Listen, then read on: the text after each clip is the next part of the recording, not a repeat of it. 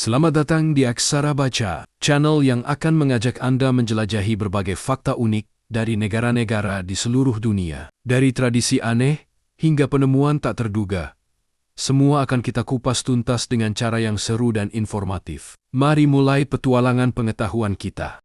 Apakah Anda tahu seberapa terbuka wanita Korea dan seberapa sibuk kehidupan malam di Korea? Korea Selatan sering dipandang sebagai negara yang terbuka dan maju. Menurut sebuah survei masyarakat, tingkat perselingkuhan pria Korea mencapai 40%, sedangkan wanita kurang dari 10%. Bagi banyak orang, Korea Selatan adalah negara terbuka. Tren operasi plastik dan kecantikan yang merajalela. Keterbukaan di negara ini bukanlah kebebasan total, melainkan bentuk ekspresi yang dipilih secara selektif. Negara ini bahkan resmi naik kelas menjadi negara maju, dengan luas hanya 100.000 km persegi dan populasi sekitar 51 juta jiwa, tanpa sumber daya alam melimpah, namun berhasil menembus jajaran 10 besar ekonomi dunia dalam hal total PDB. Tidak heran jika Seoul kini bersaing dengan kota global seperti Tokyo, London, atau New York. Meskipun tidak begitu banyak gedung pencakar langit, namun kemajuan sebuah negara tidak semata diukur dari tinggi bangunannya, melainkan dari kualitas hidup rakyatnya, kekuatan ekonominya, serta inovasi dan pendidikan. Karena pada akhirnya kemajuan bukan soal tinggi bangunan, tapi seberapa tinggi tekad sebuah negara untuk terus maju. Pekerjaan di Jepang sangat menarik. Anda mungkin tidak percaya. Banyak orang bertanya, mengapa film Jepang harus diberi sensor? Karena menurut hukum Jepang, menampilkannya secara langsung adalah tindakan ilegal. Dan jika ketebalan sensor terlalu tebal, maka tidak ada yang mau menonton. Tapi kalau terlalu tipis, itu juga tidak diperbolehkan. Siapapun yang melanggar aturan ini akan dikenai hukuman yang sangat berat. Maka dari itu, di Jepang ada sebuah pekerjaan yang cukup santai, yaitu menonton film setiap hari untuk memeriksa apakah ketebalan sensor sudah sesuai standar. Gaji tahunan mereka biasanya sekitar 4.200.000 yen. Menurut Anda, ini pekerjaan ringan atau justru menguras mental? Mengapa orang Jepang jarang merasa iri terhadap orang kaya? Di Jepang, perbedaan kekayaan diatur terutama melalui sistem pajak. Gaji seorang profesor universitas. Gaji umumnya bisa mencapai 300.000 sampai 500.000 yen per bulan. Jika penghasilan melewati angka 1 juta yen per bulan, pajaknya akan langsung meningkat drastis. Di Jepang, pendapatan tahunan sebesar 12 juta yen sudah termasuk dalam kategori penghasilan yang dikenai tarif pajak tinggi. Misalnya untuk selebriti atau artis berpenghasilan tinggi. Setelah dipotong pajak, penghasilan bersih mereka biasanya kurang dari setengah dari total pendapatan dalam kontrak. Ini semua diatur secara ketat oleh hukum dan tidak ada pengecualian. Mulai dari Perdana Menteri hingga pegawai biasa di perusahaan, semua harus mematuhi aturan yang sama. Selain itu, setiap tahun pemerintah Jepang secara terbuka mengumumkan kekayaan para pejabat. Tujuan dari keterbukaan ini adalah untuk menunjukkan kepada masyarakat bahwa hukum pajak berlaku untuk semua orang, tanpa terkecuali. Orang Jepang mungkin mengeluh tentang tingginya pajak dan beratnya biaya hidup, tetapi sangat jarang ada yang mengeluh soal ketidakadilan. Karena itulah, hampir tidak ada rasa iri berlebihan terhadap orang kaya. Bagaimana pendapat Anda? Ini adalah salah satu negara dengan kekayaan alam terbesar di dunia. Namun di mata banyak orang, ini adalah sebuah keajaiban. Kanada adalah negara terbesar kedua di dunia setelah Rusia, dengan luas wilayah sekitar 9,98 juta kilometer persegi. Tapi jumlah penduduknya sangat rendah, dengan populasi sekitar 39 juta jiwa. Tempat ini memiliki sumber daya yang luar biasa. Ada minyak, ada tambang dan hutan. Hampir setengah wilayahnya itu pepohonan. Beberapa sumber bahkan menyebut hingga 45% wilayah Kanada adalah hutan. Udara di sini sangat bersih dan segar. Dan Anda mungkin tidak tahu, Kanada dan Amerika punya perbatasan darat terpanjang di dunia. Namun, militer Kanada relatif kecil jika dibandingkan dengan luas negaranya. Jumlah personel militer aktif Kanada hanya sekitar 60-70 ribuan. Sulit dipercaya, tapi dua negara bertetangga ini dulu pernah saling menyerang. Tapi anehnya, setelah perang, Kanada bukannya meningkatkan pertahanan, malah makin santai dan damai. Bagaimana menurut Anda? Apakah Anda menyukai kehidupan seperti ini?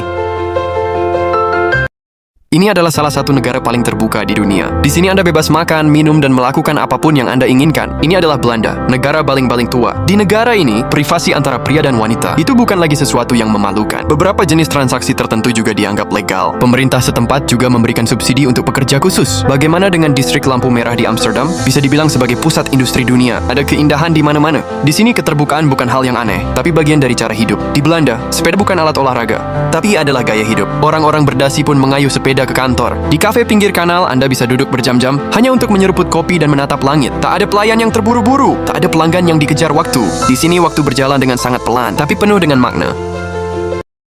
Sebenarnya seberapa miskin orang Eropa? Belanda adalah contoh yang nyata. Di sini banyak orang dewasa yang saldo rekeningnya mungkin tidak sampai 5.000 euro. Jika mereka mau beli perabotan rumah atau alat elektronik, mereka harus menabung berbulan-bulan. Tidak heran barang bekas justru jadi favorit mereka. Bahkan ada yang langsung ambil dari pinggir jalan. Konsep ini sangat umum dan tidak dianggap memalukan. Masalahnya tidak peduli seberapa kaya keluarganya. Orang tua mereka tidak akan kasih tambahan uang sedikit pun. Di sini orang tua hanya menanggung biaya dasar dan anak tidak diberi uang lebih jika bukan kebutuhan penting. Ini dianggap cara mendidik anak mandiri dan dan tahu nilai uang. Budaya hemat di Belanda memang kuat, tidak cuma ke diri sendiri tapi juga ke anak-anak mereka. Lucunya, meski kelihatan tidak punya simpanan, namun mereka tetap tenang karena biaya sekolah, berobat, sampai pensiun ditanggung negara. Hidup mereka sederhana, tidak banyak mikir soal masa depan, tapi justru kelihatan lebih bahagia. Apakah Anda menyukai gaya hidup seperti ini?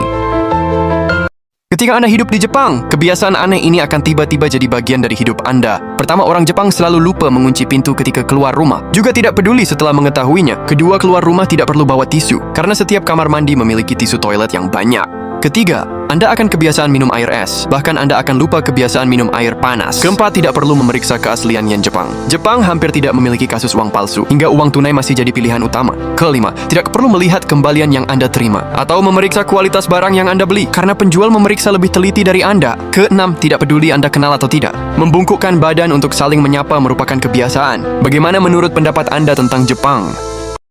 Mengapa mahasiswi Jepang setelah lulus lebih memilih untuk menarik becak? Di Jepang, setelah anak mencapai usia 18 tahun dan menjadi dewasa, orang tua umumnya akan membiarkan anak-anak mencari uang sendiri untuk menghidupi diri mereka sendiri. Dan upah untuk menarik becak di Jepang sangat tinggi. Jika dua penumpang naik becak selama 1 jam bersamaan, penarik becak dapat menerima lebih dari 20.000 yen. Perusahaan akan membagi setengahnya dengan karyawan. Cukup tarik 4 jam penuh sehari, maka sudah bisa mendapatkan 40.000 yen. Meskipun menarik becak adalah pekerjaan yang sangat berat, para onashafu seringkali memiliki keterampilan berbicara yang baik. Setelah semangat dan daya tahan tinggi, dan dengan uang hasil jerih payah yang diperoleh melalui kerja keras, tidak ada seorang pun yang akan meremehkan atau memandang rendah Anda. Jika Anda diminta datang ke Jepang untuk menarik becak, apakah Anda bersedia? Penundaan merupakan tindakan yang tidak menghormati kereta api. Di sini menaiki kereta api butuh keberanian. Cara orang India menaiki kereta api mungkin melebihi imajinasi Anda. Kita semua tahu bahwa India adalah negara yang padat penduduk. Kereta api juga merupakan bentuk transportasi termurah di India. 17 stasiun hanya 5 rupiah. Namun hal itu masih belum sepenuhnya memenuhi ekspektasi mereka. Demi penghematan dan efisiensi, beberapa orang lebih memilih untuk bertahan di atas kereta karena biasanya tujuannya tidak terlalu jauh. Selain itu, tidak ada AC di kereta api India. Bertahan di pintu tidak hanya sejuk dan lebih mudah untuk turun di stasiun. Anda tahu, kereta api di India tidak pernah berhenti. Mereka biasanya hanya melambat ketika sampai di stasiun. Itu membuatku berkeringat dingin saat melihatnya. Menaiki kereta api di India bukan hanya soal keberuntungan, tetapi juga keberanian yang diuji di setiap langkah. Jika tidak melihatnya dengan kepala sendiri, Anda mungkin tidak percaya. Seperti apa pedesaan di Rusia? Mereka mengandalkan apa untuk hidup? Yang pertama adalah bertani. Selama masih sanggup mengelola, lahan di sini bebas untuk digunakan. Mereka cenderung bertani secara alami, tanpa banyak menggunakan pupuk buatan. Sistem pertanian di sini cukup unik. Ditanam 1 tahun, lalu lahannya tidak digarap selama 3 tahun. Mereka juga mengandalkan peternakan. Itulah sebabnya daging di Rusia tergolong murah. Saat mereka punya waktu, mereka akan masuk ke pegunungan untuk mengumpulkan hasil hutan sebagai tambahan penghasilan. Air minum di sini masih menggunakan air sumur, dan sumur tua pun masih tetap dipertahankan. Meskipun pedesaan Rusia tidak terlalu kaya, tapi mereka tetap bahagia. Apakah hidup sederhana seperti ini membuat Anda merindukannya?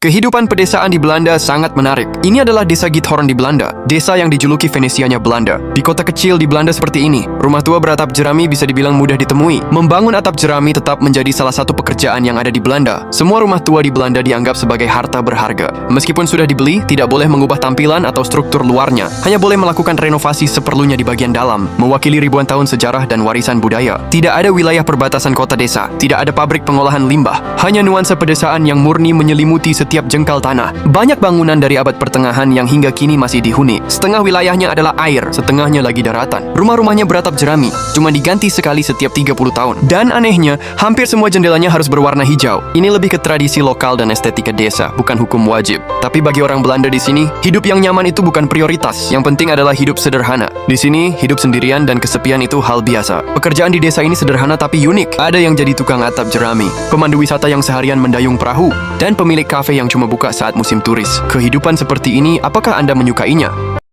Inilah negara paling terbuka di dunia. Apakah Anda tahu di mana itu? Negara ini dikenal sebagai ibu kota persik dengan pembuatan film yang intens terbesar di Eropa. Ini dia, tingkat perkembangan industri persik sangat menarik, termasuk artis bintang olahraga. Bahkan orang biasa pun bergabung dengan industri ini. Bahkan putri wali kota juga ikut bergabung. Pejabat senior pemerintah juga secara terbuka mendukungnya. Jalan ibu kota, perusahaan syuting yang melihat film berwarna di mana-mana, bahkan Jepang juga dianggap sebagai adiknya. Dia adalah surga pria, negara maju yang luar biasa, populasi kurang dari 11 juta. Sebuah negara kecil Eropa dengan kurang dari 1/10 populasi dari provinsi Guangdong. Tapi secara global, industri film berwarna menyumbang 13% dari total. Hampir setiap 100.000 orang, 7 orang telah berpartisipasi dalam pembuatan film. Bagaimana bisa begitu merajalela di negara maju? Tapi bukan karena tidak punya uang. Apakah Anda tahu itu mengapa? Inilah negara kekurangan laki-laki terbesar di dunia. Makanan, tempat tinggal, dan pekerjaan sudah terpenuhi. Ketika seorang wanita cantik menikah, dia tetap harus mengeluarkan uang. Tapi tidak ada seorang laki-laki pun yang mau melamarnya. Apakah kamu tahu di mana itu? Dia adalah Latvia. Negara ini berpenduduk hanya 2 juta jiwa. Laki-laki sekitar 46%, 54% adalah perempuan. Ada ketidakseimbangan yang serius dalam rasio laki-laki dan perempuan, termasuk peringkat pertama di dunia. Di antara 100 pemuda Latvia, setidaknya ada 8 wanita yang belum bisa mendapatkan pasangan. Tapi ini adalah tempat yang kaya akan keindahan. Wanita lokal pada dasarnya memadukan Eropa dan Rusia, wanita dengan segala kelebihannya. Lihatlah sekeliling, jalanan penuh dengan keindahan dengan wanita seksi. Jadi di sini juga memiliki jumlah model terbanyak di dunia. Untuk menikah, wanita Latvia, terus turunkan pandangan mereka. Jika Anda memiliki kesempatan, apakah Anda bersedia datang ke sini mencari istri dan punya anak? Ini adalah negara paling sombong di dunia. Anda mungkin tidak percaya. Bahkan pembantu pergi berbelanja saja. Mereka juga mengendarai Rolls-Royce. Di sini BMW dan Mercedes hanya dapat digunakan sebagai taksi. Negara ini adalah Monaco. Luas daratannya kurang dari 3 km persegi. Hanya tempat yang kecil. Ada 30.000 orang kaya di sini. Wanita di sini setelah pulang kerja dapat membeli tas tangan Hermes. Semudah membeli sepotong kubis. Kendaraan diparkir di jalan, entah itu McLaren atau supercar kelas atas. Lebih umum dibandingkan sepeda bersama. Untuk orang-orang kaya ini, membeli kapal pesiar adalah hal yang biasa. Kapal pesiar dengan berbagai ukuran memadati pelabuhan Monaco. Mereka juga harus membayar biaya parkir yang selangit. Meski begitu, orang kaya dan berkuasa masih tertarik padanya. Inilah tentang menjalani hidup, menikmati kemewahan duniawi. Apakah Anda juga pernah ke sini sebelumnya? Setelah datang ke Swiss, Anda akan tahu, ada sekitar 2/3 keluarga Swiss di sini. Seumur hidup tidak akan pernah membeli rumah dan hanya menyewa rumah. Namun, hal itu tidak menghentikan mereka untuk menikah dan memiliki anak. Bahkan beberapa keluarga kaya, mereka juga rela mengeluarkan uang untuk liburan bersama keluarga untuk menikmati hidup. Alasan mengapa tingkat kebahagiaan di sini cukup tinggi. Anda akan menyadari bahwa susu di sini lebih murah daripada air. Di Swiss dapat membeli satu handphone setelah 3 hari bekerja. Anak-anak dari lahir hingga usia 18 tahun bisa menerima lebih dari 50 franc Swiss tunjangan anak setiap bulannya dan sekolah gratis. Untuk keluarga berpenghasilan rendah, dapat mengajukan asuransi kesehatan dan subsidi lainnya. Jika mereka kehilangan pekerjaan, mereka mendapatkan tunjangan pengangguran dan juga ada dana pensiun untuk orang lanjut usia. Orang Swiss umumnya tidak punya rasa menabung, tidak saling membandingkan pakaian atau mobil mewah. Orang Swiss memiliki kesadaran tinggi terhadap lingkungan, gaya hidup sehat, dan mengutamakan keseimbangan hidup. Menghargai waktu adalah bagian penting dari kehidupan orang Swiss. Apakah Anda setuju kehidupan seperti ini? Seberapa miskin pedesaan di Rusia? Jika tidak melihatnya dengan mata kepala sendiri, saya tidak akan percaya. Masing-masing dari mereka memiliki sebidang tanah yang besar. Ini dirancang khusus untuk menanam beberapa sayuran yang biasanya mereka enggan pergi membeli. Faktanya hanya ada sedikit sayuran yang ditanam, terutama menanam kentang. Saya rasa Anda jarang melihat cara sederhana dalam mengangkut air. Ini adalah sumber air sehari-hari mereka. Biasanya pekerjaan utama mereka di rumah adalah mengumpulkan kayu. Mereka mengandalkan kayu untuk memanaskan dan memasak. Jika laki-laki tidak ada di rumah, maka perempuan juga akan mengumpulkan kayu. Meski kehidupannya tidak mewah, tetapi makanan dan minumannya tidak asal-asalan. Untuk sarapan cukup secangkir susu bubuk tua rendah lemak dan rendah gula. Ditambah beberapa potongan besar roti di siang hari. Di malam hari akan makan salad daging berwarna-warni. Ditambah beberapa gelas Birdie vodka. Kehidupan mereka sangat santai dan sederhana. Apakah Anda juga menyukai kehidupan di Rusia? Negara paling malas di dunia. Bahkan tidak ada yang memungut uang ketika jatuh ke lantai. Negara ini adalah Swiss, negara yang terkaya di dunia. Salah satu negara dengan standar hidup tertinggi. Mereka sangat malas karena penghasilannya yang tinggi. Kebanyakan orang di Swiss tidak harus keluar lebih awal atau terlambat pulang seperti kita. Bahkan jika mereka pergi bekerja, jam kerja dalam seminggu tidak akan melebihi 3 hari. Pendidikan di Swiss sepenuhnya gratis, mulai dari taman kanak-kanak hingga universitas. Anda tidak perlu membayar apapun untuk sakit dan dirawat di rumah sakit. Oleh karena itu, sebagian besar orang Swiss tidak memiliki konsep menabung. Mereka lebih cenderung menghabiskan apapun yang mereka inginkan. Meskipun bank Swiss terkenal di dunia, tetapi sebagian besar uang yang disimpan di dalamnya berasal dari orang asing. Swiss memiliki aturan luar biasa lainnya, selama negara mengakui Anda sebagai individu. Bahkan jika Anda memilih untuk tidak bekerja, Anda juga akan menerima lebih dari 2.000 franc Swiss per bulan untuk biaya hidup yang setara dengan 50 juta rupiah. Apakah Anda menyukai negara seperti itu?